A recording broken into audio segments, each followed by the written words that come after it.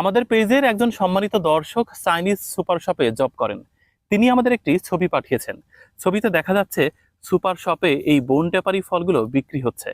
নিচে লেখা আছে চাইনিজ ল্যাটার্ন। এর নাম হচ্ছে বোন টেপারি।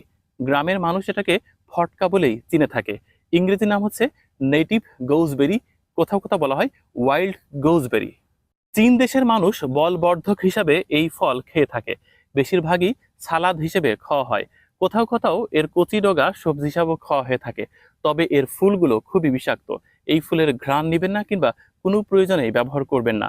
এর ফলগুলো ভিটামিন সি যুক্ত এবং ডায়াবেটিক্স প্রতিরোধী ফল বলা হয় এই ফলকে। চীন দেশের মানুষ এর পাতার রস আর শেকড়ের রস মূলত হাঁপানি আর শ্বাসকষ্ট রোগের জন্য ব্যবহার করে থাকে। মাথা ব্যথা এবং জ্বর সারাতে এর পাতার রস ব্যবহার করা হয়ে থাকে। এর ফলটি ছোটবেলায় আমরা কপালে মেরে ফাটাতাম এভাবে। আর একটা কাগজের মতো পাতলা প্রলেপের মধ্যে